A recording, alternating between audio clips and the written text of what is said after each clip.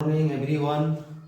आज का क्लास होगा ऑब्जेक्टिव, जो वास्तविक संख्या है। लेसन 1 से जितना भी ऑब्जेक्टिव बोर्ड में पूछा जाता है उसी का मैं आज तैयारी करा रहा हूं आप लोगों को। जैसे सबसे पहला ऑब्जेक्टिव आप देखेंगे, क्या कह रहा है कि पाई बट्टा 3 है। पाई बट्टा 3 क्या है? पाई बट्टा 3 परिमेय संख्या है या अपरिमेय संख्या है या पूर्णांक संख्या है या कोई नहीं।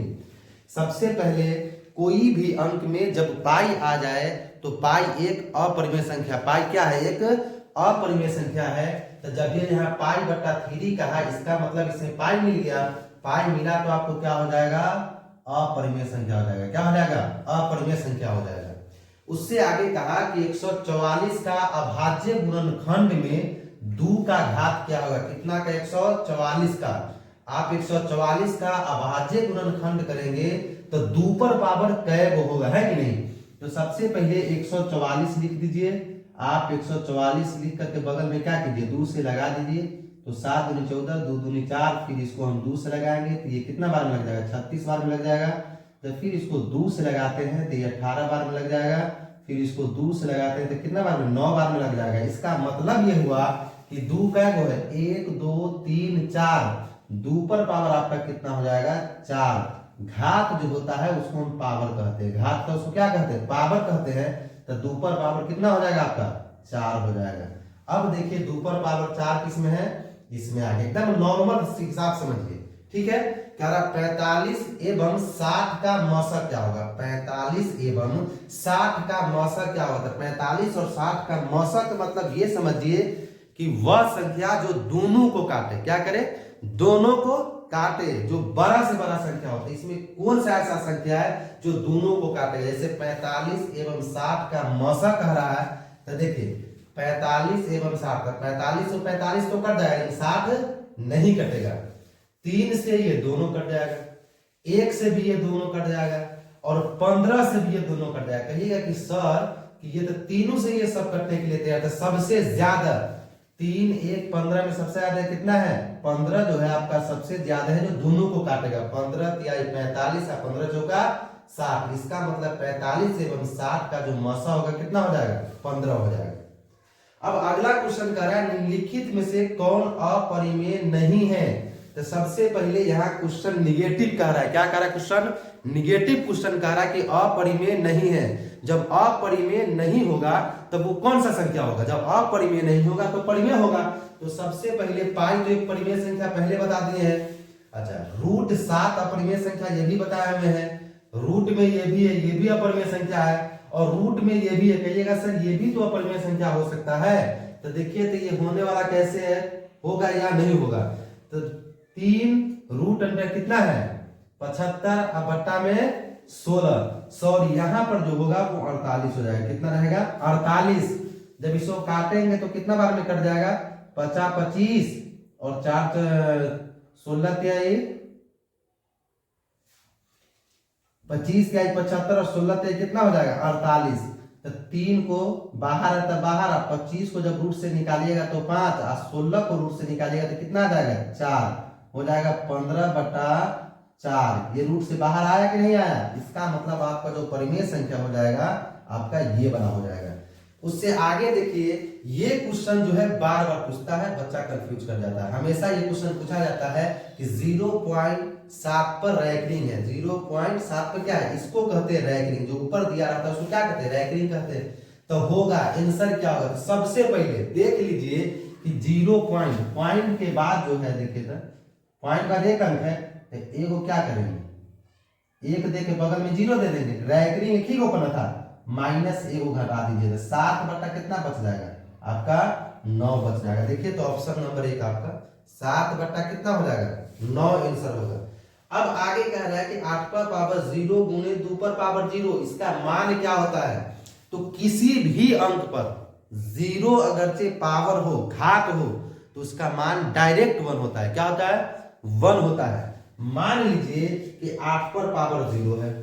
देखिए तो 8 पर पावर 0 और गुणे 2 पर पावर 0। अगर से 8 पर पावर 0 है तो इसका मान 1 और इसका मान कितना? 2 पर पावर तो 0 है तो इसका भी मान 1। 1 और 1 में गुना करते हैं कितना आ जाएगा? 1 आ जाएगा। इसका मतलब इसका जो आंसर होगा आपका ये वाला आपका आंसर हो जाएगा। उससे आगे देखिए, दो लगातार संख्या का मौसा होगा। दो लगातार, कभी भी कहे कि दो लगातार संख्या का मौसा क्या होगा, तो आप देखिए दो लगातार संख्या का मौसा जो हो जाएगा आपका एक हो जाएगा। कितना हो जाएगा? एक हो जाएगा। ठीक है,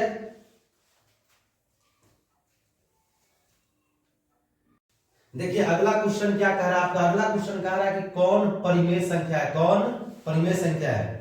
जो रूट से बाहर टूट के आ जाए उसको परिमेय संख्या कहते हैं, जो रूट के अंदर है उसको क्या कहते हैं? अपरिमेय संख्या कहते हैं। तो सबसे पहले जो रूट के अंदर है, न टूटने वाला है, उसी को देख लेते हैं। जैसे में रूट अंदर 5 नहीं टूटेगा, तो यह आपका अपरिमेय संख्या हो गया। रूट अंडर 16 तो देखते हैं टूटता है कि नहीं, तो 50 25 छता है कि 36, यानी कि 25 और 36 के बीच में ये भी नहीं टूटेगा, इसका भी काम खत्म। एग्जाम्पल हम इसको हम काट के पहले देख लेते हैं। 50 को जब इसको काटिएगा ना, तो ये आपका 0 से 0 ये 10 बार में कट जाएगा, 1/10। ये भी 10 भी रूट से बाहर नहीं निकलेगा। लेकिन देखिएगा क्या कि ये आपका निकल जाएगा, एक का एक 144 का निकालिएगा तो 12 पर ये 144 कितना 1/12 बाहर निकल गया रूट के। इसका मतलब ये आपका परिमेय संख्या है। कौन संख्या है? परिमेय संख्या। अगला देखिए, दो या दो से अधिक अभाज्य संख्या का मौसा। इससे पिछले बार भी बताया है, पिछला क्वेश्चन, कि लगातार दो संख्या रहेगा उसका मौसा क्या होगा, या दो अभाज्य संख्या का मौसा क्या होगा। तो दो अभाज्य संख्या का जो मौसा होगा वो कितना हो जाएगा आपका? एक हो जाएगा। कितना हो जाएगा? एक हो जाएगा। कह रहा है कि इसमें परिमेय संख्या है, परिमेय संख्या है। तो हम क्या बताएं, जो रूट के अंदर हो न टूटने के लिए तैयार हो उसको क्या कहते हैं? अपरिमेय कहते हैं। जो रूट के अंदर है बाहर टूट जाए उसको क्या कहते हैं? परिमेय संख्या। तो सबसे पहले ये नहीं टूटेगा तो परिमेय हो जाएगा। अब देखिए कि रूट अंडर 2/7 ये भी नहीं टूटेगा, ये भी अपरिमेय रहेगा। रूट अंडर 3/3 ये भी आपका अपरिमेय हो जाएगा, लेकिन ये रूट से बाहर निकल जाएगा। देख लीजिए आपका ये कितना आ जाएगा, 7 7 49 9 9 81 रूट से बाहर आ गया क्या। इसका मतलब ये है जो आपका परिमेय संख्या कितना है, 49/81, 49/81। अगला क्वेश्चन देखिए कि अपरिमेय संख्या है, अपरिमेय संख्या है।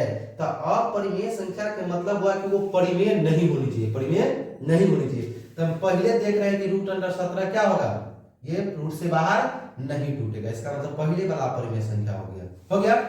अब कह रहा है कि 6/7 दशमलव प्रसार में है, यानी कि 6/7 जो है वो शांत है कि अशांत है कि आवृत्ति है कि पूरे गलत है, इसके बारे में जो कह रहा है। तो 6/7 हम बताए हुए हैं कि जिसके बट्टा में 2 और 5 से कटे, जिसके बट्टा में किससे किससे कटे, 2 और 5 से सिर्फ विभाजित तो उसे हम शांत कहते हैं। 2 और 5 के अलावा कोई भी संख्या उसे अशांत कहते हैं। तो 6 जब ये 7 आ गया, इसका मतलब बट्टा में 7 है, 2 5 नहीं है। तो जब 7 है तो क्या हो जाएगा भाई, अशांत हो जाएगा। क्या हो जाएगा, अशांत हो जाएगा।